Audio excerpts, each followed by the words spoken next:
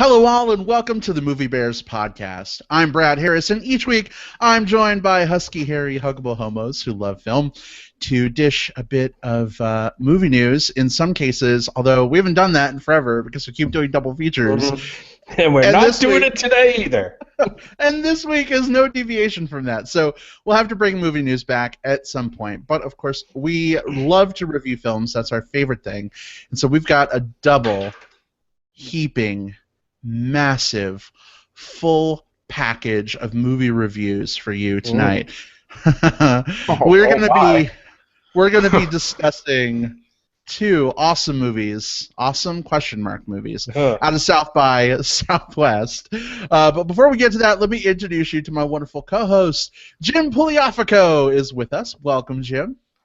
Thanks, and welcome to the podcast, everyone.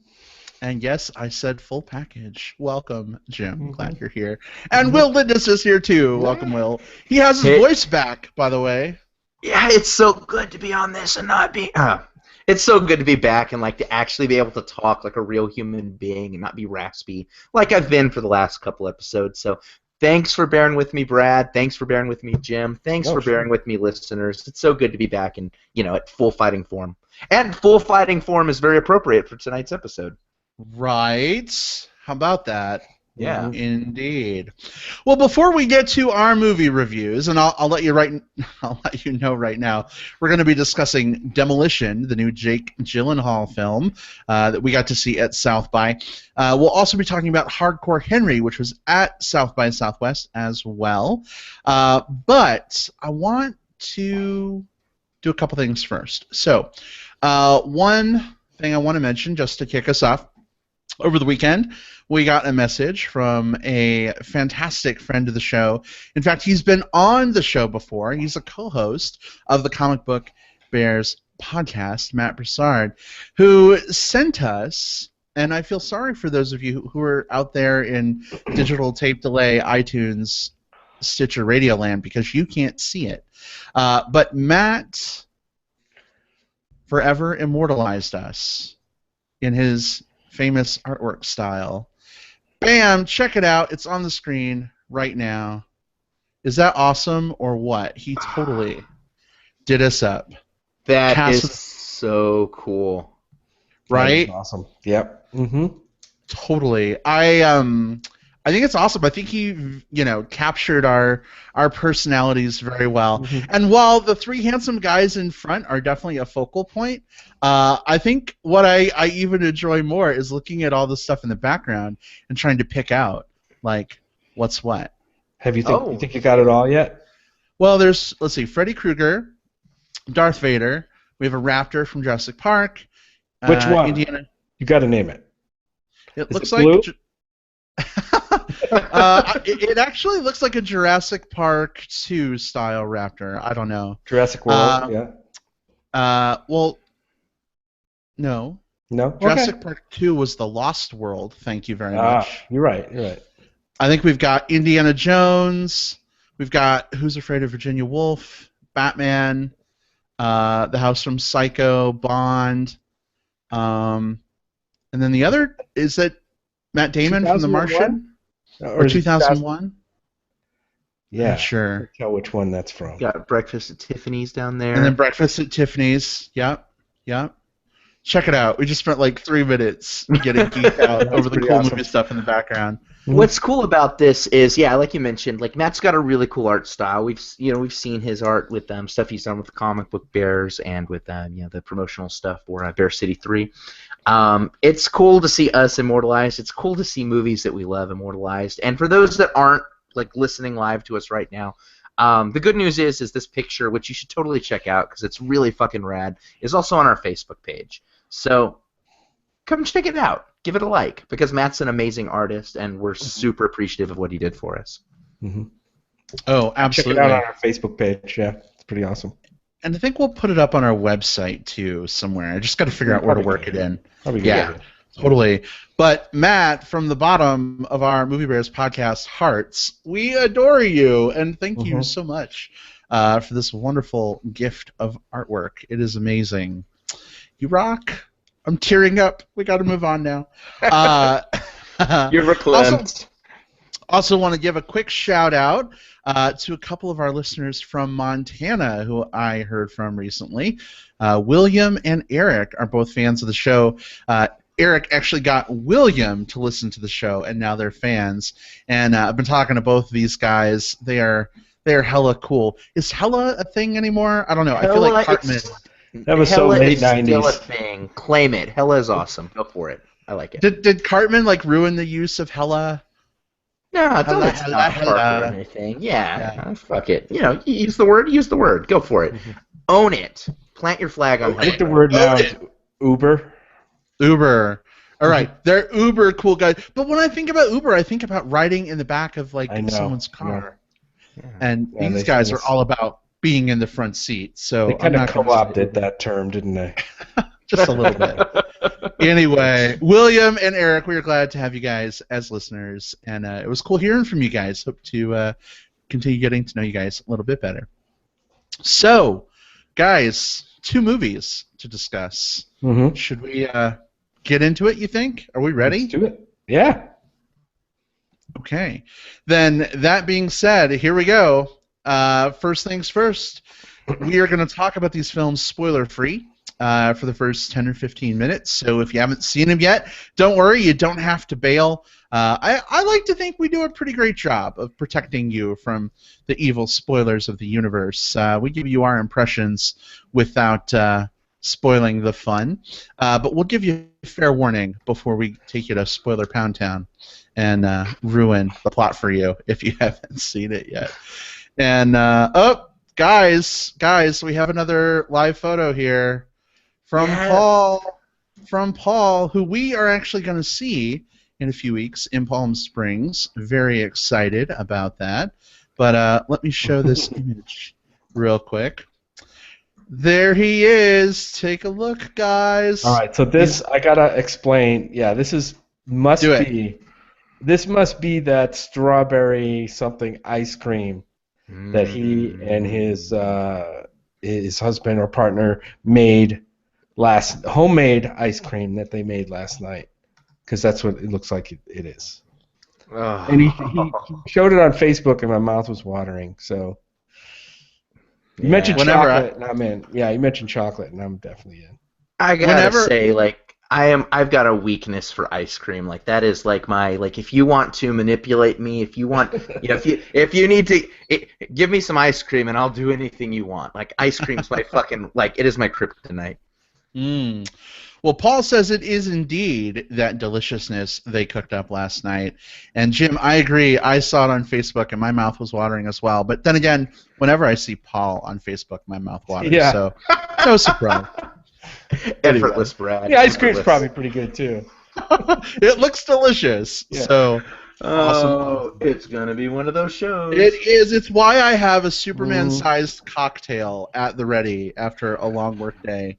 I'm being sick the last few weeks, I haven't been able to drink on the podcast. So, like, I feel like I've not been able to bring you, like, lush, bubbly Will. But tonight I have some of the best damn root beer. It is a alcoholic root beer, and it's quite good. And that's what we're podcasting with tonight. Actually, I'm not drinking that. I'm podcasting with Diet Mountain Dew, Orange Triple Sec, Pineapple Mango Vodka from Svedka, and some grenadine. Okay. That's a very acceptable, fun drink. Go for it. I am a soccer mom when it comes to drinking, like fruity cocktails and box wine. I'm there. It's me. I even like stir drinks with my finger. Like, that's how soccer mommy. Oh, you don't have a little. While he licks his lips. Oh, okay. Oh, I do have stirrers, but why use a stirrer when I have a finger and I can look like ultra svelte, like. I should be listening to licking lips at the same some time. Journey, like, like I'm gonna attack the gardener outside doing my grass right now, like that kind of vibe. Anyway, hey, it's been 15 minutes and we haven't even talked about movies yet. How about that? So I think we're gonna segue on, but here we go. Our discussion of Demolition.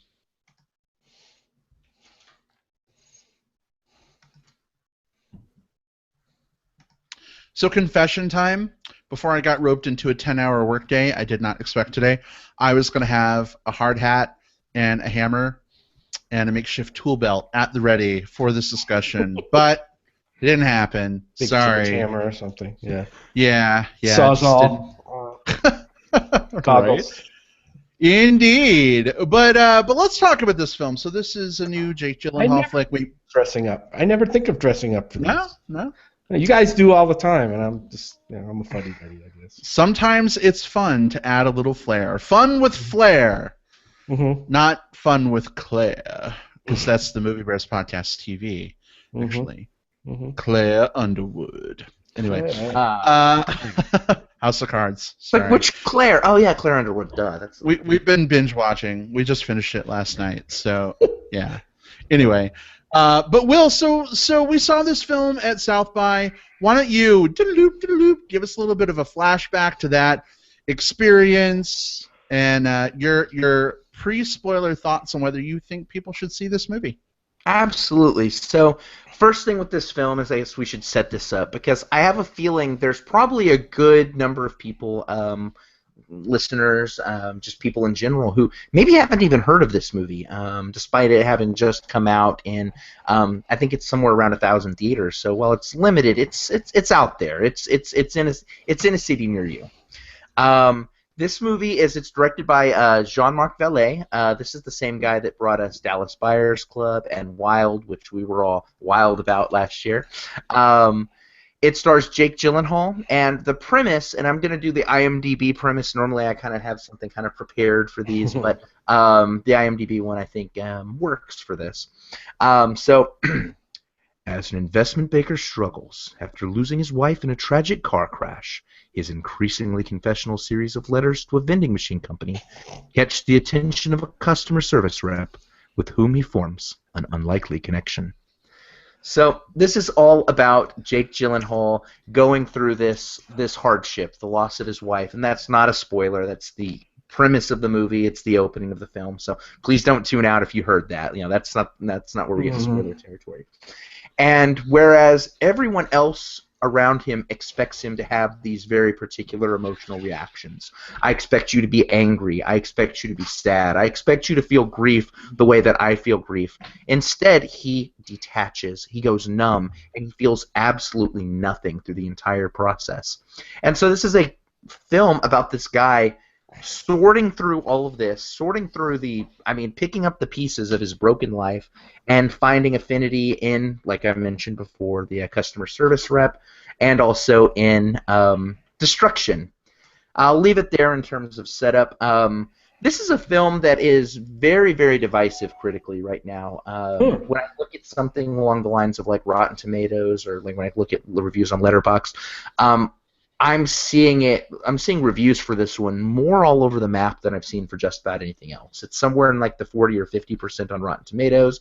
I'm seeing as many 5 stars as I'm seeing 1 stars on Letterboxd. It is divisive. For me, I adore this movie. This is the type of movie that really hits all of my buttons exactly the way they need to be hit. In fact, it's early in the year, so these types of things don't really mean much. But this film and another film are kind of fighting it out for my number 1 spot. The best thing that I've seen so far this year. That's high marks. That's high marks for this movie. Jake Gyllenhaal is my favorite actor. Put him in a movie, and I'll want to see it. So I know that there's probably some bias there. I love what he brings to the screen. I think that he handles a very complex character with. He has to not only emote. I think it's easy in these movies to like overact and to scream and to cry and things like that. But to convincingly play numb, I think is very, very challenging, and I think he does it expertly here. The direction here, I love Jean-Marc Vallée, what he brings here. I will even go as far as to say that of the Jean-Marc Vallée movies that I've seen, I think this might be my favorite, and that's taking nothing away from his previous films. This one just does it so much for me. So. Obviously, because of how divisive this movie has been with everyone that I've talked to about it, this may not be a film for everyone. But if you listen to this podcast and you kind of like when I say like, oh, I like this movie or I don't like this movie, you find yourself kind of lining up in my vertical. Check this movie out. Please give it some love. I think it's a phenomenal film, and you should totally check it out. 2 thumbs up, definite high recommend from me. But Brad, what about you? Oh my God, I hated this film so much. There's your divisiveness right I there. cannot believe. No, I'm just Flipping kidding. the table. Flip the table. If you don't like the table that's been set, flip it over. Anyway, so here's my thing. When we were at South by, we obviously got to see this film. In fact, it was kind of a special experience because some of the cast and crew were there. We got some awesome pictures. It's kind of a neat experience. And I've been trying to think, like, did I freaking love this movie because I was a foot and a half away from Jake Gyllenhaal, who was looking mega hot? Or did I love this movie because it's a great movie? And the more time that I've had to sit with it, now a month past South by Southwest, the more I realize it's both, and I'm comfortable with that. I was really just kind of cogitating on it recently. I went back, I rewatched the trailer because it's been a while since we saw the movie. And I remember thinking at South by just how this jumped immediately to like my favorite movie of the year so far. And granted, it's April, so I mean, it's still early in the year. Right. Oscar season hasn't even hit yet, so who knows what'll happen.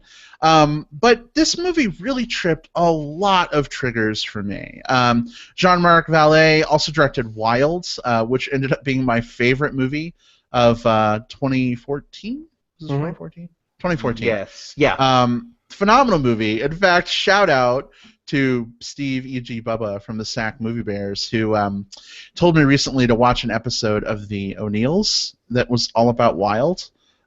Which was really funny, Jim. You should check it out. It's really good. I guess I will. Yeah, it's cool. But anyway, so I loved Wild. I didn't even know, like, going into this movie that he directed it. It wasn't until after that I was like, oh my gosh, it's the same guy. And I feel like this is kind of an inverse, if you will, of the story in Wild, right? Like Jake Gyllenhaal's character is dealing with tragedy, just as Reese Witherspoon's character did in Wild, but kind of in different ways, where she's getting in touch with her emotions and reconnecting. He's, at least initially, I mean, he's really far away from them, right? He's not feeling any kind of joy. He's really not feeling any anger, nor is he really seeming to display any sadness. And I'm holding up my In-N-Out figures. Inside Out. In-N-Out would be different. I don't have a Calvin Klein figure. Kevin Klein. But anyway, so I feel like I'm rambling, but it's a fantastic film. I mean, the cast is great. Obviously, Jake Gyllenhaal is excellent. Naomi Watts as Karen, man, she does nuanced performance so well. I love the heck out of her. It was nice seeing Chris Cooper. I mean, there's a lot in this movie to really enjoy. I think part of the problem, though, is that I don't know if it's the way that it's being marketed or that it just looks like, I don't know, ho-hum, drum, who cares in the trailer. But I don't think a lot of people are really like, oh my gosh, that looks so good, I need to see that. Whereas with Wild, it was like, hey, there's this woman out in the wilderness by herself, screaming the F word, throwing her boot over the edge of a mountain. Here it's like, oh, you've got some bearded white dude who, like, has a sledgehammer and he's knocking through walls. Like, who cares? And it's unfortunate because I think that this is probably one of probably the second best Jake Gyllenhaal performance for me. The first being Nightcrawler, because dude was hella fucking creepy scary in that movie, and I respect that so much. But yeah, I mean, I love the heck out of this film. I wish more people would see it. I actually want to see it again now that it's out in wide release. So, Jim, maybe that's something we'll get to. I know we have a list of movies as long as Florida. But yeah, I mean, this is a huge recommend for me too. Jim, what about you? What's your thought process here? Yeah, I'm not gonna dissent from you guys. I really love this movie too, and I don't know whether it was contagious from our viewing at South by or what, but something was contagious there at South by. Yeah, something was. Yeah. What was that? But nothing that bad. No, I really love Demolition, and Brad, I echo your sentiments. I want to see this movie again. It's been now a month or so since we saw this movie, and it's hard to believe it was that long ago. But you know, this movie, a lot of this movie has stayed with me, and that to me is a sign of a good movie for me. God, I mean, Jake Gyllenhaal's performance. I love the writing in this movie. The way this story was written by a guy named Brian Sipe, who was also at the screening and explained a little bit of his motivations for the story.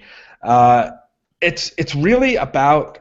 It's not really about him meeting somebody else and this customer service woman and striking up a relationship with her. It's just about kind of different ways that people kind of get in touch with their feelings. And this is one extreme way. You're looking at somebody who's kind of very outside the norm and how he deals with this grief of losing his wife tragically at the beginning of the movie, and how he figures out what he needs to do to move on with his life. First, he has to deconstruct and kind of unpack the issues that he has in his life, and he does. And I think that's part of why some people are not really liking this movie. They'll say they like the performance, but they didn't connect with the movie. The guy in the movie, his name is, please help me out, the character's name for this movie is Davis. Davis. Yeah, Davis. He's kind of an asshole, right? He's a rich, successful white dude, right? And he's got all those rich, successful white dude quote unquote problems. So I think it's hard for people to connect with such a dick. But as the movie progresses, you start to more and more see some of the humanity coming through in this character. And I think, without spoiling anything, I think that's kind of what I really liked about this. And Jake Gyllenhaal is a perfect guy to play this, this character. I also want to give a shout out to someone else in the cast who I thought, when his character first came on the screen, I'm like, oh God, I'm going to hate this. I'm going to hate this character. And I ended up really kind of liking this character by the end of the movie. And that was the character of Chris, played by this guy named, this young kid, played by Judah Lewis.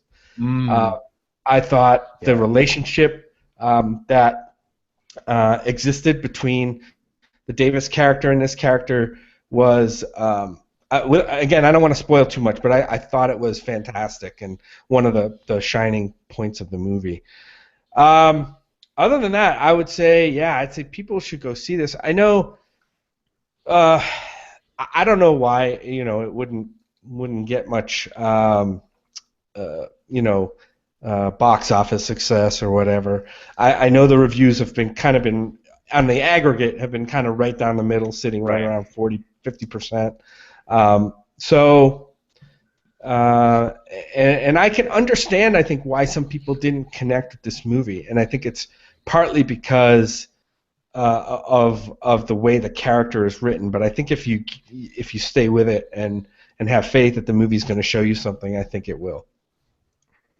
Yeah, definitely agreed. Like, I can see this being because the character is so emotionally detached, because he is so... I think it's hard for a lot of people to watch a movie and see a character who behaves in a way that is very, very foreign from the way they might behave in a situation. I think most people, or a good number of people, would experience the loss of, a spouse or a close family member, and they would think about, like, well, when this happened to me, I broke down into tears. When I didn't go to work for a week, or like they recall their own reactions.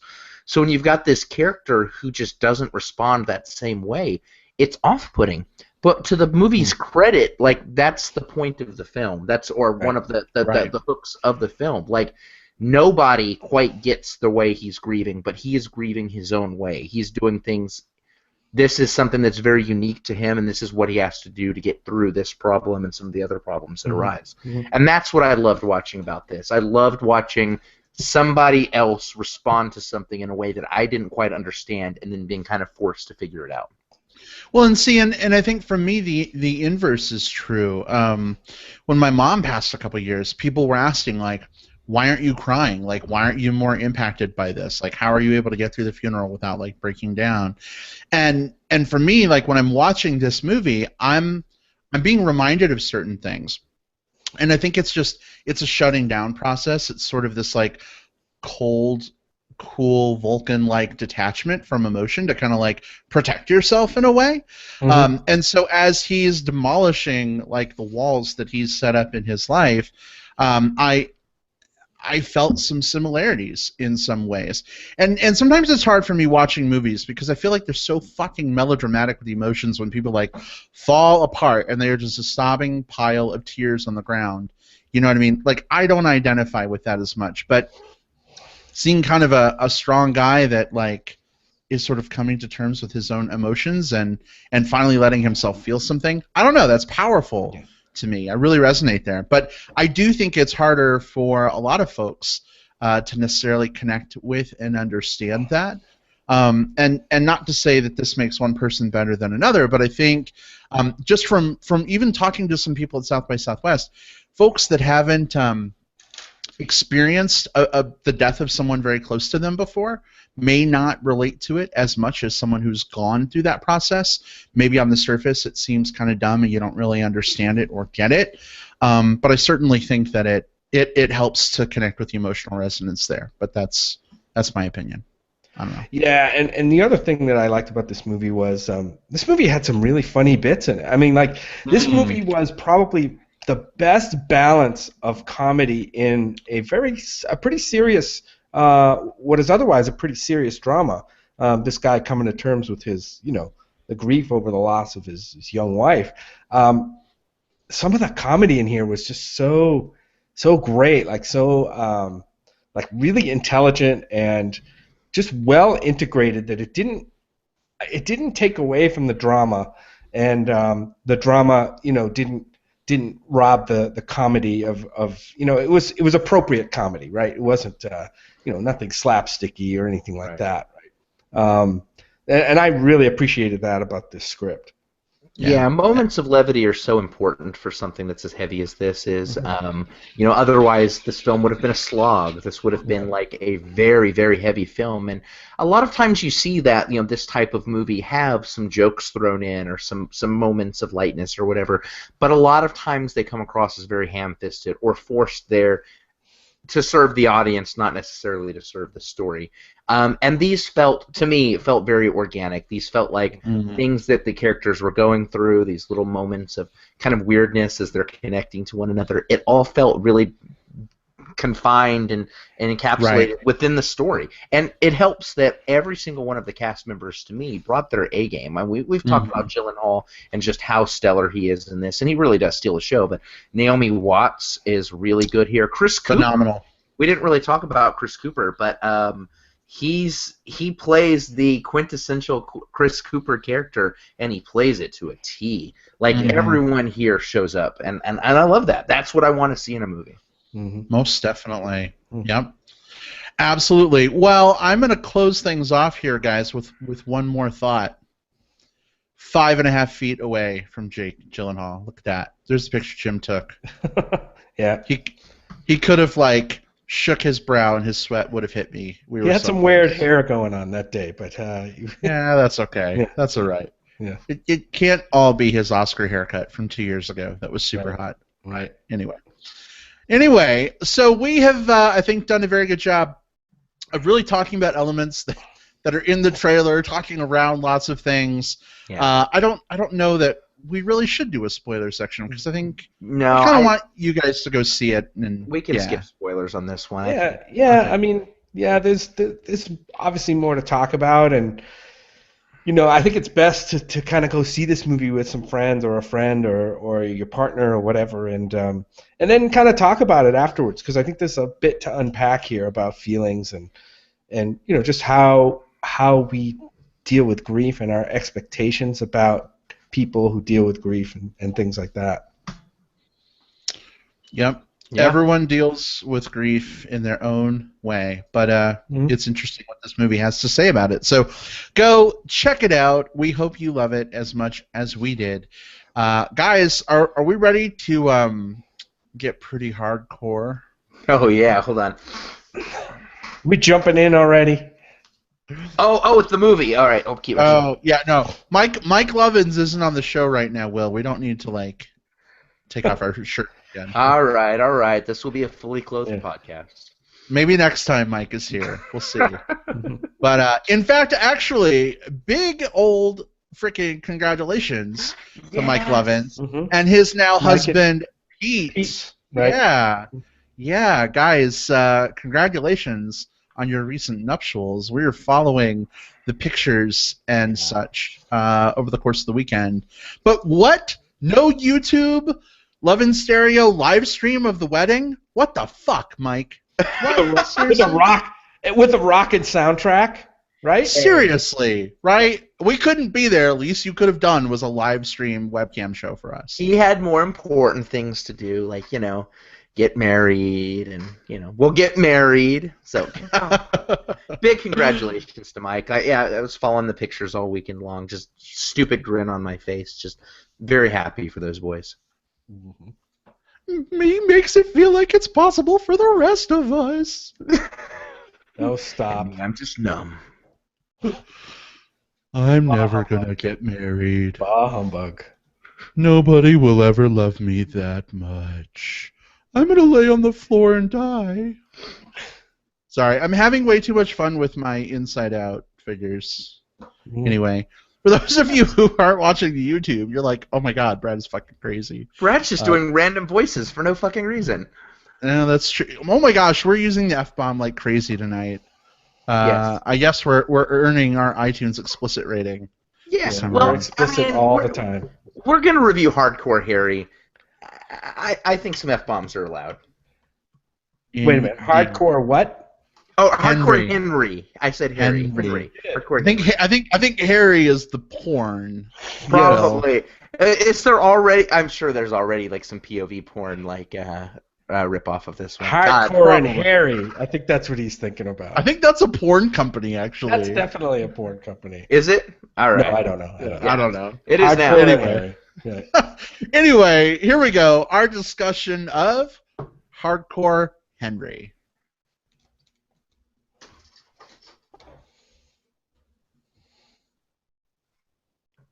So, Jim, tell us a little bit about this film, which is also an alumni of South by Southwest now. Give us the setup and whether you think people should go see it. We didn't see it there because it was, coming out soon. But and we've already established this is not a gay porn, which is probably keeping a lot of people out of the theater, now that I think about it. A lot of people who normally would kind of not be drawn to gay porn might be staying out of theater. Hardcore Henry is a unique film. It's a first-person science fiction-based action film from the eyes of Henry, the character, who's resurrected from death with no memory. He must discover his identity and save his wife from a villain that he, and we the audience, know nothing about. It stars Sharlto Copley from the that name escapes me. Blomkamp. The Blomkamp films, District 9. He was in Elysium, I think? Yeah, he was in Elysium. Also the voice of Chappie, if I'm not mistaken. Chappie, yes. And let me see, it stars a whole bunch of other people, which I didn't recognize, except for Tim Roth. Tim Roth is in this movie, and you might recognize him. So this is a Russian-American co-production, written and directed by this guy, Ilya Naishuller. And it's as I mentioned before, it's quite unique. The entire film is shot entirely, and I mean every shot of the film, from the first opening to the end, from the first-person perspective. That means through the protagonist's eyes. You, the audience, are the protagonist, basically. And the way they did this, obviously, was with I've seen how they do it. They have a GoPro camera on a specially built rig, that like a helmet that the actors would wear around and the stuntmen would wear, and in order to capture the images exactly how a person would see it. The idea, I guess, was based on shorts and music videos that the director did for a band, I guess, that he was in. It's the same concept and shooting technique. And, while I can appreciate the kind of vision and the filming approach and how unique that this movie was, I just didn't like the movie beyond that. I mean, it was kind of a cool concept. I wanted to see how it was done. It's really amazing, guys, if you were to go back and watch any of the making of videos that they have for this movie. It's like astounding. I don't think they could make this movie within the U.S. I'm pretty sure this was made in Russia or Czechoslovakia or somewhere. Because some of the stuff they're doing, I don't think they could get away with on an American movie set. It looked very dangerous, even for like professionally trained stunt people. Yeah, this movie, man, it was just like an hour and a half long first-person shooter video gamey sequence to me. The story here is very slight. I won't get into too many spoilers, but I'm not even sure how I could really spoil much about it. The story here is very slight. There's not a lot to keep you occupied other than the non-stop action, very graphic violence in this movie. It really kind of revels in its gallons of blood count, I guess you could say. But yeah, this is not a movie that I would recommend to anybody other than people who really dig kind of the first person. I mean, if you're curious about how it's done and want to see it because of its unique filming style and approach and stunt work and stuff, that's cool. But it's almost like an effects reel, kind of like an hour and a half long effects reel for me. It just didn't tie together. It got very repetitive for me as probably about 20 to 30 minutes into the movie, once the premise was set up and they got through the first few action scenes, it felt very, very repetitive to me and didn't really go anywhere other than one obvious conclusion. So yeah, this is kind of I can't recommend it for me. While I appreciate what it was doing and visually what it did, what they accomplished, as a movie, it wasn't for me, and I couldn't recommend it. So a not recommend from Jim. All right. Will, what's your thought here? Yeah, for me, what a movie has to do is it has to follow through on the promise that it makes to the audience. Every movie with its premise or its setup or whatever makes a promise to the audience, like this is what you're in store for. You're gonna cry during this movie, or you're gonna smile when these two lovers finally decide that they need to be with each other. Gosh darn it! Whatever the type of genre is, the film has to match that. This film has a very unique promise to the audience because it's not like anything that we've really seen a lot of. It is all done in first person. It is very much a gimmick film that follows that first person action premise to its conclusion all the way through. And to me, knowing that that's the promise that it's making to the audience, I think this film absolutely delivers upon that promise. I enjoyed it quite a bit, way more than I was actually expecting to. This is not the best film that I've seen this year. In some ways, it's even hard to classify it as a film because when I think about movies, I don't necessarily think about just like, let's just play through the gimmick all the way through. But it might be the most badass thing that I've ever seen on the big screen. And there's something to be said for that. There's something to be said for being able to go to the cinema and just watch really well choreographed action. The stunts and the action in this film are very well done, and if that's something that you would enjoy seeing, I think this is a film worth watching. Not for everyone. I think if you get motion sick, you might have a problem with this film because of the first-person thing. I didn't have that problem, but I've heard those complaints, so just throwing it out there. If you're not big into action films, skip this one because this film is nothing but action. There's some elements in here, though. Knowing what it had to do, just all it had to do was be badass, have a high kill count, and have some cool stunts, and I think it would have done what it needed to do.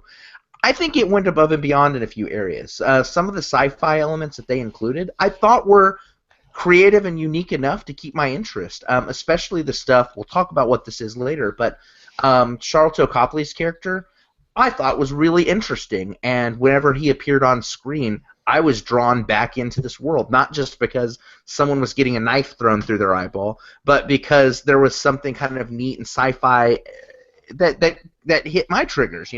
There's a lot of shit sci-fi out there, and so I liked that quite a bit. And Charlton Copley, I think, is very capable as an actor in these types of roles. Is this the type of film that I want to see more of? Like, do I want to see, like, 8 more films like this? No, I think that there's definitely a risk to kind of Paranormal Activity, this type of film, where, like, once or twice out the gate is great, but past that the gimmick runs extremely thin. I've probably seen as much first-person POV as I want to see in my life, but I thoroughly enjoyed this for what it was. I was not expecting to enjoy this at all. It is not for everyone, so please take that with a grain of salt. But it's fucking badass, and that's if that's what you want out of a film, I think you could do worse than Hardcore Henry.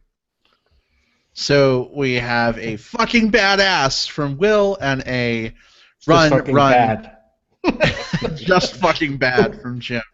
So I knew this was going to happen. This typically happens. I am stuck in the middle with you guys. I definitely think I liked it better than you did, Jim. I think I liked it a lot less than you did, Will. But I'm just kind of free floating between the two. I think for me, you must pick a side. No, I get to be Switzerland. I think for me, visually speaking, this had a lot going for it. Obviously, it has a gimmick. And I enjoyed parts of that. But one thing I will say is it's just too fast. Like, a lot of times my brain wasn't fast enough to process what was happening. So, sort of like Harry Potter watching a Quidditch match with his glasses where he can, like, rewind time a little bit and see what happened, but the game's still going on. I think my brain is sort of processing a few seconds behind, and then I get lost in what's actually going on. I'm like, wait, what? Not only that, I mean, as gimmicks go, it's cool, but I really don't often have a lot of problems with, like, motion sickness in movies. Cloverfield did it to me a little bit, but this movie, holy God, like, every couple minutes I just had to sit back and close my eyes for 10 seconds and just let my brain rest and reset. And of course that further compounds the problem of, like, not necessarily knowing what's going on and what I'm seeing, because now, you know, I'm losing bits of the movie because I'm getting sick, I'm getting queasy. So one thing I just want to put out there, even though I did kind of like this movie a little bit, if you're one of those people that gets motion sick from shaky cam and all that stuff, do not go see this movie. Or if you see it, do not buy refreshments, because you are going to barf all over the effing place. Don't waste your money. Don't do it. Don't do it. Agreed. That's a good point, Brad. Like, one of the theaters in my area was actually giving out, like, brown paper bags, like, to people as they were going. Yeah. Oh, now that's a marketing. And I would totally do that. Yeah. It's totally a marketing ploy, but at the same time, it's because it was literally happening to people. So, right. Yeah. Well, we had a girl in our showing.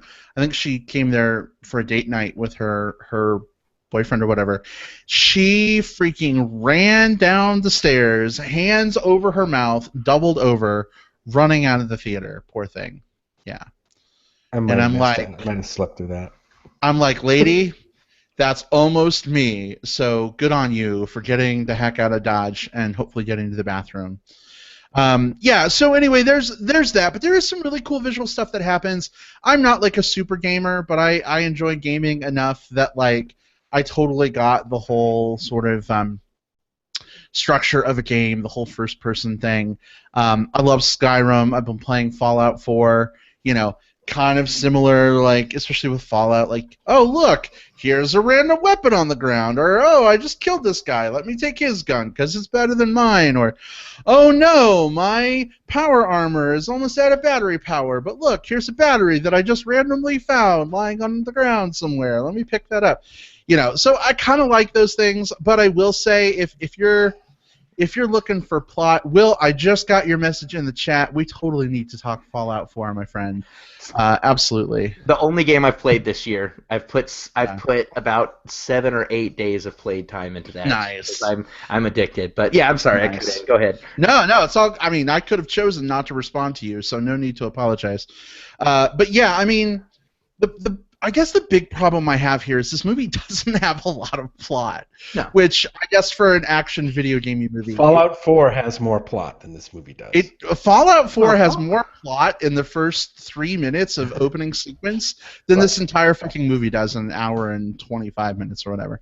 But I've mentioned before, if I don't care about the characters, I don't care about anything happening in the movie. It doesn't become resonant. I don't have a connection to what's going on. And I think that having the lead character not be able to talk, and I realize it's a vehicle for us to be the main character, but I just didn't care about the protagonist, like, at all. Means like, you don't care about yourself. Well, Yeah, you know what? You don't care about yourself, obviously. You know what? I know that I can't do fucking flips and riding roller coaster and whatever the fuck. So already my suspension of disbelief is right out the frickin' window. So anyway, I would say, you know, if you like really cool visual stuff, if you like the sound of this gimmicky first-person ride, definitely go see it. If that doesn't really appeal to you that much, if you like your movies, I don't know, with plot and people you probably care about, then maybe this isn't the movie for you. So maybe wait till this is on DVD, Blu-ray. I don't know. Or I'm not done yet. I'm not done yet. Hold your fucking horses. You've got your voice back. That doesn't mean you can interrupt me whenever you want to. I'm just kidding. Or if you're looking for something that could be fun on like a date night or something, go check it out. Or if you've got a bunch of bros and you want to go to a bro movie, if you've got the bloodlust. There's that too. You want to quench that thirst right now. Absolutely. So, guys, do I kind of balance you two out? Just hearing what I'm saying, you think? No, you actually are very much I think you're more in line with me, Brad, than I think you give credit for. Because for me, this isn't a film that I'm saying everybody should go watch. I think this is a film that is for a very select audience, but I think that select audience is going to love this film. And that's what I'm saying. This is a film that is, if motion sickness gives you problems, you're not going to like this. If you don't like a lot of action, you're not going to like this. If you don't like super gory violence, I saw this with Scott, and he really wanted to see this, but he's not really a big fan of gore. And there were moments where he just kind of put his hand over his face, and just like, I don't want to watch this right now, because some of the deaths are extremely gratuitous. So this is not a film for everybody at all. But if you fall in that wedge, I think it's totally worth seeing. And I would say, just kind of to counter one point, Brad, if you think that you're one of the people that falls in that category, I would recommend seeing it in theaters instead of waiting for DVD. Because I think part of the experience of this is being on the big screen and kind of having that immersive experience. Like, this is a film that is... The closest thing I can think of to this film is actually Gravity. This film is, just like Gravity, I said it was more of a roller coaster than it was a movie. This film is more a roller coaster than it is a movie. And because of the effects-laden, parts of this film, if you're going to watch this movie at all, or if it's at all interesting, like, I think the big screen is the best place for it. Well, I give you extra points for mentioning this film in the same breath as Gravity. That's pretty awesome right there. How does that even fucking happen? I don't understand. I view them about the same. Like, Gravity wasn't, if you really think about it, Gravity didn't have a lot of plot. It was female astronaut needs to get through. Female astronaut needs to get back safely. That's the entire plot. But I cared about the character in that movie. Right. I actually cared about somebody in that movie. Actually, more than one somebody. Mostly her. But yeah, I just had some empathy toward the character, and that made me feel the stakes more. This was like bad guy after bad guy after bad guy. The stakes just get watered down to the point where, I don't know. It's hard to care, And for me, I mean, this movie obviously, in my mind, this movie came about because I think this guy made music videos with the same concept of the first-person thing. Somebody saw him and said, "Oh my God, this is fucking mind-blowing effect," and it is. I give total credit for that. And they said, "You've got to make like a complete movie with this so we can see how it comes out." And great, this is a grand experiment. I don't know. I guess I don't want to see another movie like this where it's all first person. It's maybe not my thing, and it's not like I don't understand first person shooter games. They're not my thing, granted, but I know what they are. I know what happens, and I don't know. I guess I want to feel something during the movie, and the only thing I felt in this movie, I felt bludgeoned, like, and maybe you're supposed to, but it kind of knocked me into a sense of numbness, like I didn't care. You know what I mean? At some point, and it was wave after wave. I mean, you know, the protagonist, which is really the audience point of view, you just go into situation after situation where it's wave after wave after wave of guys coming at you to kill you, and you know, blood and violence ensues, and to me, it was just too much of that. Yeah. Well, I'm with you. I never want to see another movie like this again. I enjoyed this. I enjoyed this quite a bit for what it was, because I do fall in that little wedge. I never want to see another POV movie again, because I think that it's the type of thing that could be, I think this is the type of thing that could ruin the cinematic landscape for a good stretch if this thing, you know, starts to spread like the herpes that, you know, like the Paranormal Activity. You know, I mean, think about it. Like, think about found footage. A lot of people see found footage as a genre and they immediately flinch because they think about all the bad found footage movies. And there are a lot of bad found footage movies, but there's also some really good ones sprinkled in there as well. And that's kind of what I feel about this. Like, I feel like if there were more of this type of genre, there would be so much shit. It would be so diluted. It would make a lot of really clumsy blockbusters. I don't want to see any more Hardcore Henrys, but I'm very appreciative of the fact that this one exists and that I was able to see it. Yeah, I mean, for the first person thing, I think can be used to great effect. It's not like I don't want to see another movie, and maybe even a movie that's all first person could work. I just don't want to see it be just, you know, shooting after shooting after shooting after shooting. I want to see a story, and they can use the first person. It's been done effectively before, all the way back. I was just thinking about a movie called Brainstorm. I don't know if you guys saw that movie, but it had Christopher Walken. Yeah. Oh yeah. And they created a machine that kind of recorded the first person experience, not just in visual, but in, you know, the sensation you would feel during a roller coaster ride or during sex or whatever. And in that movie, it was a sci-fi movie as well, but there was a story to go along with it, and I appreciated that. I think the thing that I don't object again to the first person. I think that's a great concept. I just think it's a video gamey, you know, premise of the whole movie.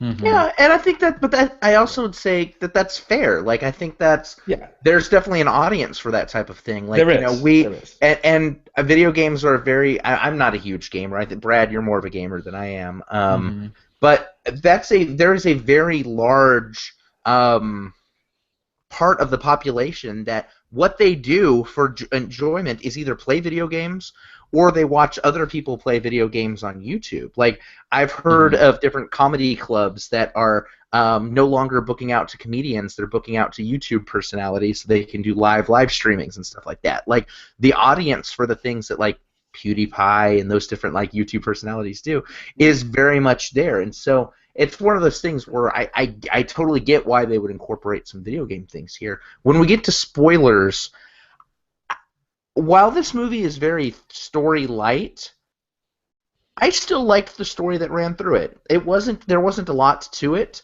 but I think that there was enough to kind of constantly keep you kind of guessing, keep you kind of like saying, like, what's going on here. And again, especially with that one character who I desperately want to talk about. So let's do this. Let's go ahead and move to spoilers. I will say at this point, all like 9 of our live listeners have totally ditched the show and left. So I don't know what that says about Hardcore Henry. They went to go out and watch Hardcore Henry. I hope that's what it means. I hope that they were like, oh my gosh, I need to go check this movie out for myself. Or Demolition. But I think we're safe. That's the reason I bring it up. No one's listening right now anyway live. But if you are listening on digital tape delay, we are going to talk about some spoilers for a few minutes. So refer to the show notes that Jim so wondrously puts together for us every week, and skip ahead via the time index and come back for plugs. But let's open it up to spoilers. Will, you are kind of dancing around a certain character. Did you want to start there? Yeah, I want to talk about, I think, where if there was one element of the story, the sci-fi element, and even in certain spots, maybe even a very lowercase emotional hook. If there's anything in this film, I think it has to do with the Charlton Copley character. Specifically, you first see this guy show up, and his name is Jimmy, and within seconds of kind of helping Henry out, just kind of this mysterious benefactor out of nowhere, Jimmy gets killed. What? Charlton Copley is the first name in the IMDb. He's the first name that shows up in the credits, and they killed him off right away. But then, a few moments later, Jimmy shows up again, but he looks a little different. He's dressed differently. And all through this film, you keep seeing different Jimmys show up, all with a slightly different take on their personality, and all of which kind of get killed until you finally uncover kind of the mystery of Jimmy. And I thought that was the kind of the brilliance of this movie, because in addition to all of the action, for me, I kept going through this film thinking, like, what the hell is up with this character? Why is this happening? I hope they explain it. And they do. You end up with, you find out that the original Jimmy, the guy that helped make this hardcore program, is, because of the main villain is just a randomly bad guy and does randomly bad guy things for randomly bad guy reasons, paralyzes him, and he's created all of these genetic clones that he can put this little mask on and have them go out and do stuff. I thought that was really neat. And once we find out about why that, how that worked, there's like a funny little song and dance moment that was just kind of, it did not need to be there, and I thought it was great for kind of breaking the tension briefly. And then when you have the final fight where you have some of his different clones just kind of turning on and turning off and doing stuff, I thought that was super inventive. It changed kind of that final fight and gave us a new element, or not the final fight, I guess the penultimate fight, and gave us something different to look for. Like, I was more interested in seeing what the different Jimmys were doing than I was in seeing, like, how Henry was, like, throwing grenades or whatever. So I thought that was a great element, and I think it was a great element for it to have played out the way they breadcrumbed it. I thought that was the element that I think that they could have phoned in, and I don't feel they phoned it in. I think that was super effective. Yeah, I agree, Will. That was a pretty interesting wrinkle that they put in there, and could have been interesting against another, for me, and against another story. I want to go back to, and this is not really a spoiler, but the making of video that I saw. I mean, if you guys have interest in this movie, or you've seen the movie, and you want to see a little bit more of how it's made, go search this movie out. I'll try to put a link in the show notes. But it was, just from a filmmaking perspective, like, it's almost more interesting to me, like, how the fuck did they get that shot? Like, how did they do that in this movie? Not the end result. The end result is kind of whiz-bang and cool and, great, and it lasts maybe 2 or 3 seconds. But, like, how did they, just seeing how they set this stuff up and executed it, very straightforward, very dangerous in spots. It looked like they took a lot of risks, but it was fascinating to watch. So if you have a chance, check out that link in the show notes and go find that clip. There's a really cool trivia about this movie, and one of my friends told me about this, and I had to go look it up because I didn't believe it. But this movie is, I think we can safely say this movie is, 95% stunt work. Like, this movie is, for the most part. Oh yeah, right. Yeah. The onset injuries from this movie, from all of that stunt work, was 1 chipped tooth and 5 stitches. That's the full extent of the stuntman injuries for this entire movie. Like, I was totally expecting, like, just like broken limbs left and right, like, 4 people are still in ICU, and for me to feel a little bad about liking these stunts, but like 5 stitches and 1 chipped tooth. Yeah, I don't know how they did that. Yeah, that grace of God, I don't know. And excellent stunt people. I mean, very, very skilled people at doing fucking parkour and falls and vehicle stunts, at speed. Just some crazy shit. Indeed. A lot to appreciate visually, a lot to appreciate adrenally. I don't even know. Adrenaline? Yeah. Adrenaline? Full of adrenaline. Oh, goodness. One thing I do want to talk about from a spoiler perspective, I fell asleep for a moment because at one of those points I had to, like, close my eyes because my brain was hurting. It was like melting to sludge. I may have missed something. So the girlfriend is not actually his girlfriend or wife, right? She was working for the villain to try and get him. I didn't misunderstand that. Is that correct? Correct. That's correct, yeah. Okay. So her yeah, go for it. No, go ahead. No, you go ahead. Her role was basically like, so when the movie starts off, Henry opens his eyes and he's immediately told, like, I'm your wife and these people are bad and here's what you need to do, and basically put him through this entire scenario, which is a very forced scenario to test his abilities and to put this, like, bloodlust into his brain out of protection for his wife, and then they were going to copy Henry's memories. That's the whole ruse, was they were going to copy his memories and kind of his responses and put them in these other people, like, you know, hardcore super soldiers. Yeah, so that they would all, now that they know how he responds, they would all respond similarly. Unfortunately, it backfires because Henry's not liking this plan. So yeah, but that's basically it. She was in on the plan to sort of be the catalyst for his response. You know, if she wasn't there, I think the movie's logic is, like, he would have just been like, oh, well, I'm just gonna go, like, hide and kind of go fuck off for a little bit. I'm just gonna go do my own thing. But no, now I have to go fight and protect her because she's my wife. So that's the villain's plan. Yeah, and of course the villain's plan had a really unique wrinkle of, hey, I want to create an army of super soldier, clones to go take over the world or whatever the fuck they were going to do. We haven't heard that before, right? Yeah. Yeah. Well, what else, guys, from spoilers, or are we ready to move on to some plugs? I'm good. I don't think there's anything else. The soundtrack for this movie was interesting. I don't know how I would describe it. There were spots where, there's a lot of music I just did not recognize. It was, boy, I don't know. Will, you're more of a music person than I am, but it was very frenetic in spots, I guess, where they played music over the action scenes. And again, that was one of the things that really kind of wore me down a little bit was some of the music. It just, it grated on me a little bit. Now maybe a techno or, I don't even want to even attempt to classify it, but it's a very aggressive hitting soundtrack. There are a couple of songs. I think there's like a Cole Porter song in there. There's a couple of other songs that are kind of like woven into some of the down moments. But especially during the action sequences, it is very aggressive. It's very, very fast paced. The music matches the body count. Mm-hmm. Right. Absolutely. Yeah. Indeed. It sounded like bathhouse music to me, but whatever. Not quite. I don't know. At some points, it's like you couldn't quite dance to it, but it had a beat, but you couldn't quite dance to it. It sort of had this desperate prowling around hallways looking for action, but this kind of action was all bloody with holes in your head. So anyway, yeah.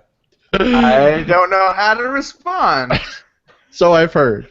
Anyway, well, let's move on to some plugs. Let's shift away from Hardcore Henry. One thing that I want to call out is just the newest episode of Movie Bears Podcast TV. We recently got to catch up. It was awesome hanging out with Casey and Steven. We talked about the finale of The Walking Dead. Like it, love it, hate it, I don't know, but we talked about it. Love to know your thoughts too, so be sure to check out the episode. We also caught up with Survivor as well, and all of us are participating in our Survivor draft pick. Jim, I just wanted to call you out publicly while I've got you here on the Movie Rest Podcast for still having all three of your people. Or something? No. I want to congratulate you for having all three of your picks still in the game as of the time. Because I have a highly refined strategy, which I am not going to let on right now. I'm not going to give away my strategy because there'll be more drafts coming up, and I don't want you guys, stealing my thunder and using my strategy to beat me. No, we still got time. We've got plenty more evictions left, and I'm still liking my team. I was telling you the other day. Did you just call them evictions? They're not evictions. This is not Big Brother. They're torch snuffs.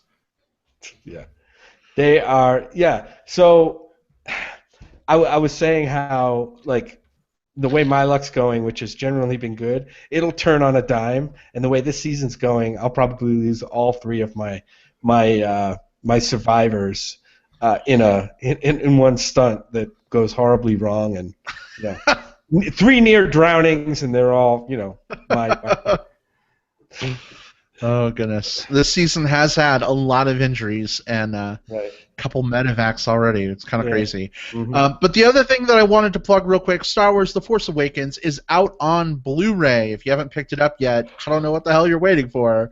But BB-8, I don't know if you know this, the little droid you control with your phone or iPad. You can totally watch Star Wars: The Force Awakens with him if you put him in a special mode, and he will react to moments in the movie. When certain things happen, he's very happy. When other things happen, he's very forlorn and sad. Ooh. It's kind of awesome. I have seen it on a YouTube video. I can't wait to do it. We just got our Blu-ray a few days ago, so we're totally going to try it soon. But if you have The Force Awakens and a BB-8, put them together. So much awesomeness. Anyway. Let's go with Jim. Jim, what's your plug this week? Oh, my plug is just to say that Brad and I, who run the local Movie Bears chapter here, the Bears of the Old Pueblo Movie Bears, Bowtop Movie Bears, that's for the shorthand. We've had a little more time to plan events. I'm trying to remember the last one we had. Brad, you would probably remember. But we're going to have one coming up this weekend, probably, for the Jungle Book movie, Jon Favreau's Jungle Book, which is coming out. Very, very excited for this movie. The buzz for this movie has been really good. It's got a lot of CGI in it, but I am anxious to see what they do with the story. In order to prep for that, we watched the original 1967 Jungle Book version last night, the restored digital version that unfortunately you cannot rent in any of the VOD outlets, but you can buy it, and I think it's a worthwhile buy.